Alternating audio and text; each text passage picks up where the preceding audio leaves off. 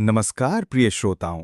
आज हम श्रीमद् भागवत कथा के चौथा दिन में प्रवेश कर रहे हैं। नंद बाबा के घर में जब भगवान श्री कृष्ण का जन्म हुआ तो पूरे गोकुल में उत्सव का वातावरण छा गया। हर घर में दीपक जल उठे, बधाइयां दी जाने लगीं और सभी ने आनंदपूर्वक नृत्य और गायन किया। माता यशोदा ने नन्हे श्याम सुंदर को गोद में उठाया तो उनकी ममता उमड़ पड़ी। धीरे धीरे शिशु कृष्ण की अद्भुत बाल लीलाएं प्रारंभ हुईं। सबसे पहले कथा आती है पूतना वध की। कंस ने श्री कृष्ण का संहार करने के लिए राक्षसी पूतना को भेजा।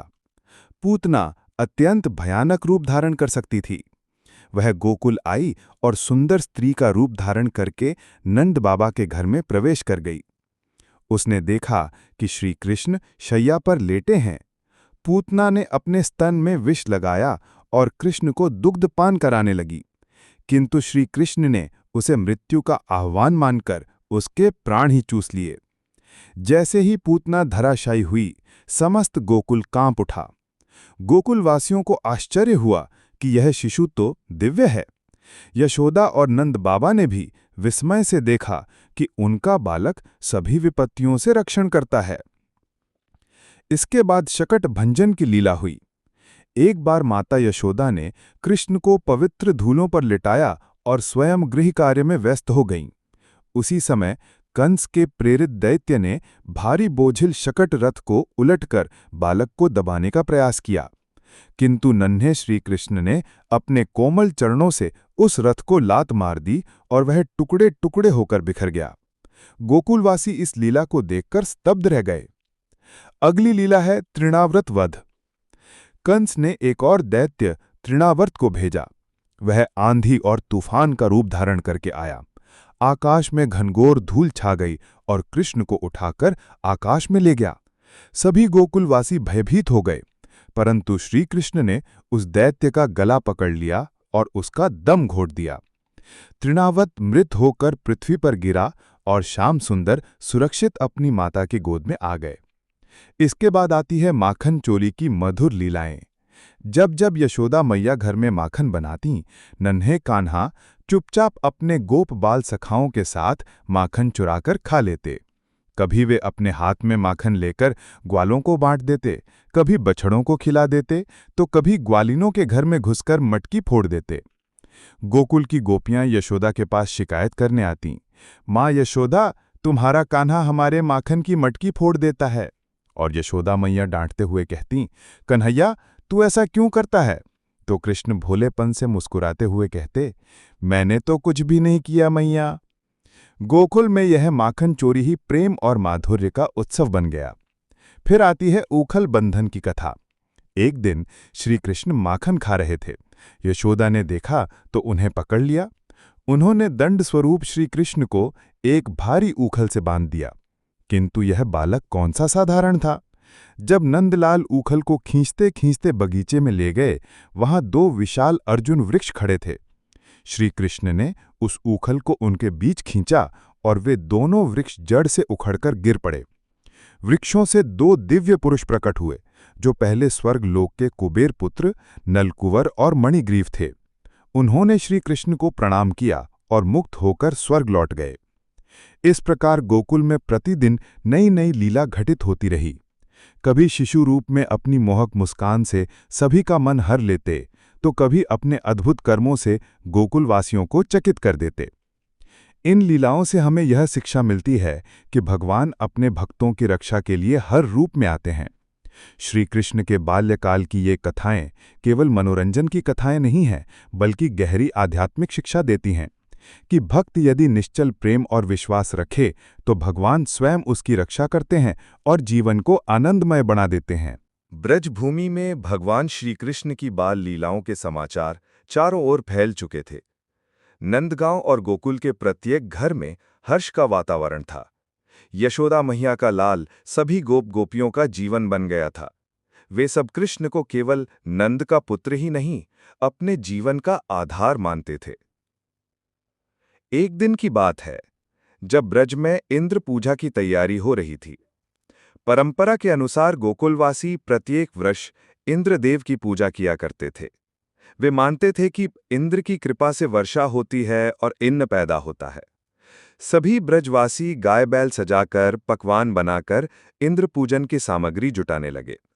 तभी नन्हे कान्हा ने ये दृश्य देखा और अपनी मधुर मुस्कान के साथ नंद बाबा से पूछा, पिताजी, आप सब किसकी पूजा कर रहे हैं? नंद बाबा ने समझाया, बेटा, इंद्रदेव को प्रसन्न करने के लिए हम ये यज्ञ करते हैं। वे वर्षा करते हैं जिससे धरा हरी भरी होती है, अन्न और चारा मिलता है। कृष्ण ने गंभीर स्वर में कहा, पिताजी, ये ठीक नहीं है। वर्षा तो प्रकृति का नियम है। इंद्र को इस प्रकार प्रसन्न करने की आवश्यकता नहीं। हमें इंद्र नहीं, गोवर्धन पर्वत की पूजा करनी चाहिए, क्योंकि ये पर्वत ही हमारी गायों को हरी घास देता है, हमें जल देता है और हमारे जीवन का पालन करता है। गोवर्धन हमारी रक्षा करता है, हमें उसी की पूजा करनी चाहिए। नंद बाबा सहित सभी गोप गोपियां बाल कृष्ण की वाणी सुनकर चकित हो गए। वे सोचने लगे कि यह नन्हा बालक कितना गूढ़ सत्य कह रहा है। अंततः सभी ने श्री कृष्ण की बात मानी और इंद्र की पूजा छोड़कर गोवर्धन पर्वत की पूजा का आयोजन किया। ब्रज में आनंद का माहौल छा गया। गोवर्धन पर्वत के चारों ओर परिक्रमा की गई। तरह तरह के पकवान बनाए गए, जिन्हें अन्नकूट कहा गया। गोप गोपियों ने बड़े प्रेम से अन्नकूट पर्व मनाया। उसी समय श्री कृष्ण ने अद्भुत रूप प्रकट किया और स्वयं गोवर्धन पर्वत बनकर अन्नकूट स्वीकार किया। सभी ने गोवर्धन महाराज को प्रणाम किया और कहा, जय जय गोवर्धन महाराज की।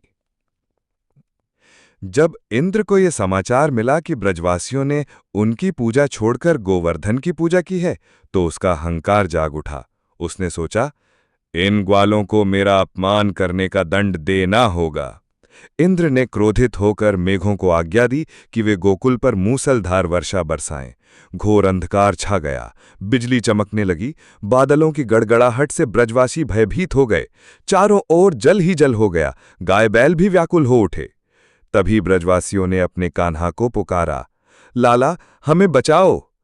भगवान श्री कृष्ण मुस्कुराए और सहज भाव से गोवर्धन पर्वत को अपनी छोटी अंगुली पर उठा लिया। उन्होंने कहा, गोप गोपियों, डरो मत। सब अपने अपने गाय बैल सहित इस पर्वत के नीचे आ जाओ। सभी आश्चर्यचकित ले गए। वे सोचने लगे कि यह नन्हा बालक कैसे इतने विशाल पर्वत को उठा सकता है। परंतु सभी ने देखा कि नन्हे कान्हा सहजता से पर्वत को उठाए खड़े हैं। 7 दिन और 7 रात तक निरंतर वर्षा होती रही, परंतु ब्रजवासी पर्वत के नीचे सुरक्षित रहे। सभी ने भगवान की दिव्य शक्ति का प्रत्यक्ष अनुभव किया। इंद्र का दर्प चूर हो गया। उसने जाना कि यह कोई साधारण बालक नहीं, स्वयं परमात्मा है।